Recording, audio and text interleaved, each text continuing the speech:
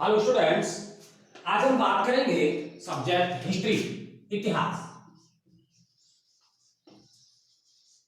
और हिस्ट्री में कुछ महत्वपूर्ण डेट्स, मतलब इंपोर्टेंट डेट्स, महत्वपूर्ण तारीखें, मतलब हिस्ट्री जो हमेशा ही क्रिएट होता रहता है, हमेशा ही एक नई चीज लेकर के आता है। हिस्ट्री में प्रत्येक समय क्षण टू क्षण परिवर्तन होता रहता है। आज हम हिस्ट्री के उन्हीं कुछ बिंदुओं के विषय में बात करेंगे कि काल किस वर्ष क्या क्या हुआ। अभी हम बात कर रहे हैं केवल भारत से संबंधित हिस्ट्री की, तो हम चलेंगे लगभग 1500 से, हम चलेंगे 1498। ये 1498 वो वर्ष था जब वास्को डी गामा भारत आया।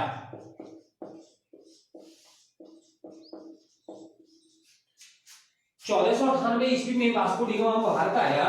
और के बाद चलते हैं 15 जो इंपोर्टेंट तारीख हैं, जो इंपोर्टेंट है उन्हीं के विषय में बात करेंगे। 1526 पानीपत का प्रथम युद्ध। ये पानीपत का प्रथम युद्ध था जो बाबर और इब्राहिम लोदी के बीच लड़ा गया। इसके बाद आगे चलते हैं 1527। ये युद्ध था खानवा का, ये महत्वपूर्ण युद्ध था। ये भी बाबर के द्वारा लड़ा गया। इसके बाद 1528 में चंदेरी का युद्ध हुआ। 1528 में चंदेरी का युद्ध।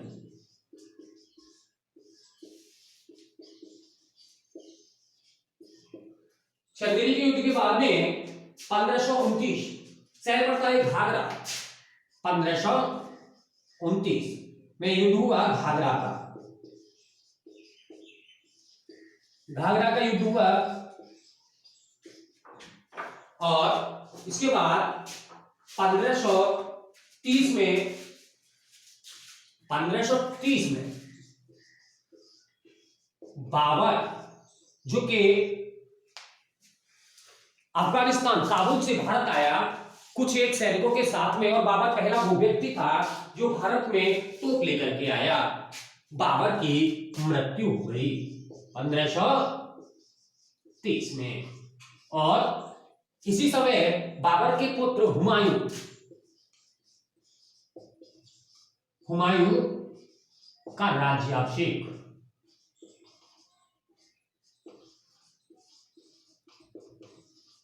हुमायूं का राज्याभिषेक भी 1530 में ही हुआ।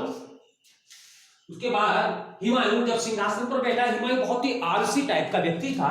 बाबर ने जितनी प्रगति की, हुमायूं ने उसे और नीचे ला दिया, बिल्कुल जीरो कंडीशन, जीरो ग्राउंड पर लाया। इसके बाद 1500 हुमायूं का युद्ध हुआ बहादुर शाह के साथ 1535 में। हुमायूं और बहादुर शाह,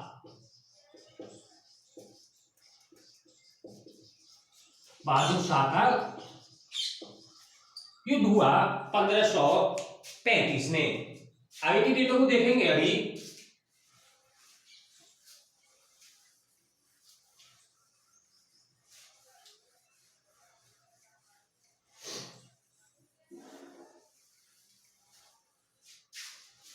1535 के बाद चलते हैं 1538 में। 1538 गुरु नानक की मृत्यु हुई थी 1538 में। 1538 के बाद 1539 में एक युद्ध लड़ा गया। 1539 में युद्ध लड़ा गया चौसा का। यह प्रसिद्ध युद्ध था जो चौसा में लड़ा गया, चौसा के युद्ध के बाद 1539 के बाद अब हम बात करते हैं 1540। 1540 शेरशाह का कन्नौज का युद्ध।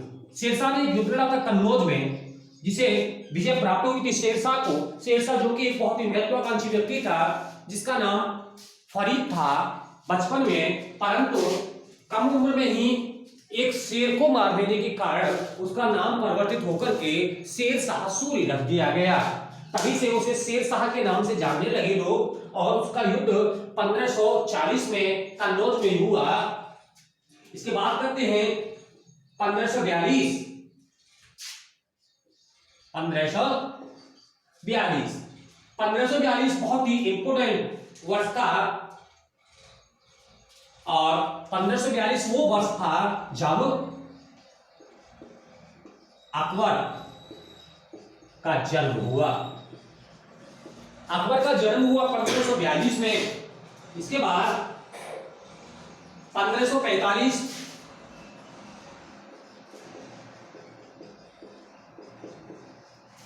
शेरशाह की मृत्यु हो गई। शेरशाह की मृत्यु के बाद 1555 में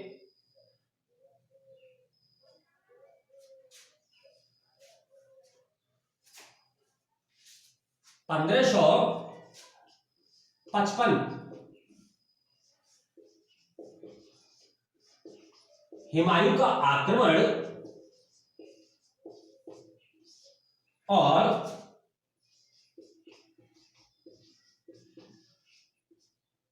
शेरशाह साम्राज्य का पतन।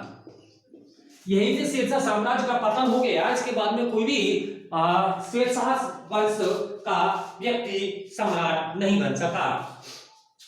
आगे देखेंगे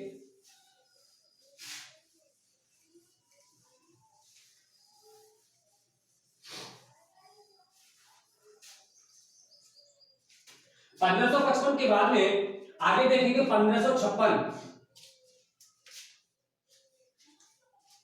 1556 और ये वर्ष था हुमायूं की मृत्यु।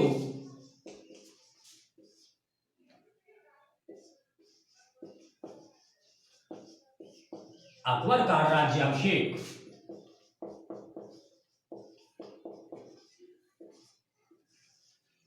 समझिए 1556 हुमायूं की मृत्यु हो जाती है। हुमायूं जो कि पूरे जीवन आलसी बना रहा, प्रसिद्ध इतिहास में ने लिखा है कि हुमायूं जीवन भर लुढ़कता रहा और लुढ़कते लुढ़कते ही उसकी मृत्यु हो गई। समझिए इस पॉइंट को समझिएगा, हुमायूं जीवन भर लुढ़कते रहा और लुढ़कते लुढ़कते ही उसकी मृत्यु हो गई। वास्तव में हुमायूं एक आलसी टाइप का सम्राट था। जब उसे खाना खाना होता था तब वह सो रहा होता था, और जब उसे युद्ध भूमि में होना चाहिए था तब वह खाने की टेबल पर होता था। अर्थात वह कोई भी कार्य अपना नियत समय पर नहीं करता था, और अंत में अपनी पुस्तकालय की सीढ़ियों से गिरा और लुढ़कते लुढ़कते नीचे आ गया, और नीचे आते आते उसकी मृत्यु हो गई। इसीलिए इतिहासकार ने लिखा कि हुमायूं पूरे जीवन लुढ़कता रहा और लुढ़कते लुढ़कते ही उसकी मृत्यु हो गई। हुमायूं की मृत्यु के बाद उसका पुत्र अकबर सम्राट बना, और अकबर के सम्राट बनने के बाद 1556 में क्या क्या परिवर्तन हुआ। 1560 की बात करते हैं। 1560 ये वो वर्ष था जो अकबर का संरक्षक जब हुमायूं की मृत्यु हुई तो अकबर बहुत छोटा था, छोटी सी उम्र में ही उसका राज्याभिषेक करा दिया और उसका जो संरक्षक बनाया गया था वो बैरम खां को बनाया गया था। लेकिन 1560 में हुमायूं के अकबर के संरक्षक बैरम खां की मृत्यु हो गई। अकबर के संरक्षक बैरम खां की मृत्यु हो गई। ये 1560 था और पूरा दारोमदार अब अकबर के कंधों पर आ गया। इसके बाद अकबर ने अनेकों जनता के हित में कार्य किए। जैसे कि 1564 की बात करें, 1564 में अकबर ने जो जजिया कर था, ये कर था जजिया कर को समाप्त कर दिया।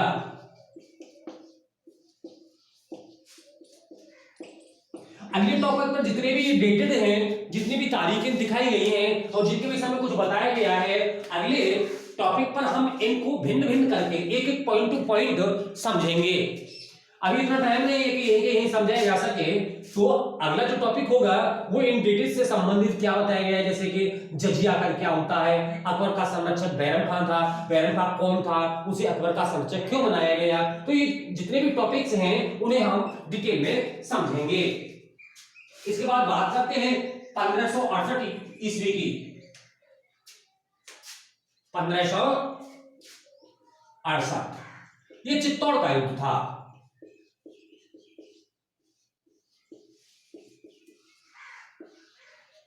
चित्तौड़ का युद्ध था जो कि अकबर ने लड़ा।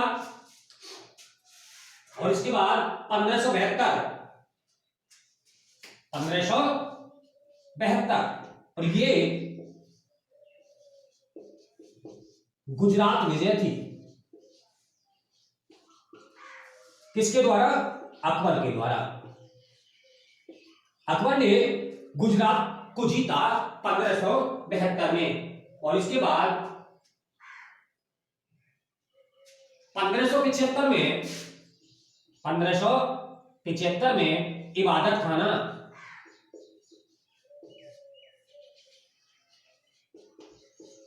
खाने की स्थापना की अकबर ने।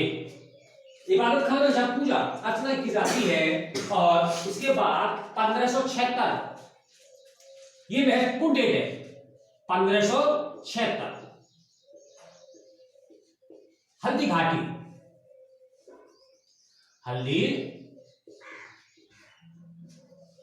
का युद्ध ये लड़ा गया था अकबर और महाराणा प्रताप के बीच में।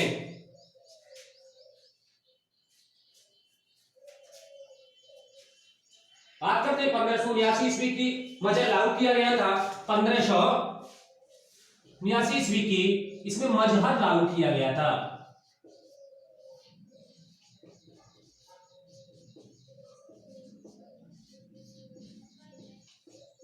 ओके, यही तक छोड़ देते हैं। अगले टॉपिक पर आएंगे तो हम और आगे बढ़ेंगे, स्वतंत्रता संग्राम तक पहुंचेंगे और वर्तमान तक आएंगे। अभी हमने 1579 ईस्वी तक बात की और 1579 के बाद में अब हम बात करते हैं 1581 की। 1581 अकबर ने धर्म चलाया था दीन ए इलाही।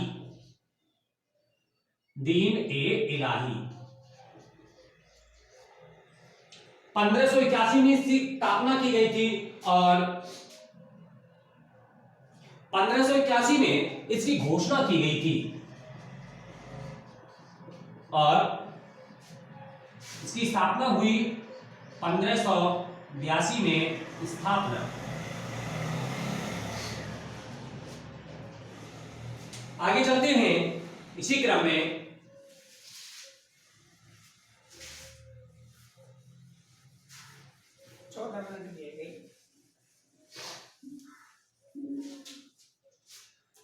इसी क्रम में आगे चलते हैं 1597। ये अकबर की कांधार विजय थी।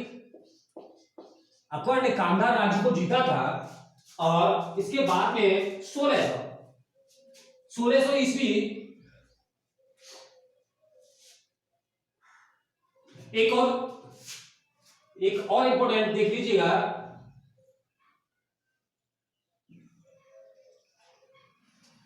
एक मिनट इसे सही करिएगा, 1597 जो डेट है वो महान सम्राट महाराणा प्रताप की मृत्यु, महान सम्राट महाराणा प्रताप की मृत्यु हुई 1597 ईस्वी में। और इसके बाद 1600 ईस्वी भी एक महत्वपूर्ण था जब ईस्ट इंडिया कंपनी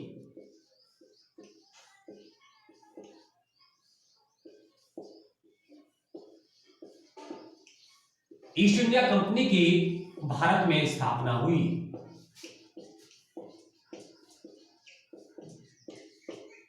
ये वो वर्ष था, वो ईस्ट इंडिया कंपनी जिसने लगभग 200 वर्षों तक भारत पर शासन किया, उसकी स्थापना हुई 1600 ईस्वी में। तो यहां तक बात करेंगे और इसके जो महत्वपूर्ण बिंदु हैं, जो जो अभी समझ में नहीं आया है नीचे कमेंट बॉक्स में लिख के भेजिएगा ताकि वो क्लियर हो सके और आपकी समझ में और अच्छी तरीके से आ सके।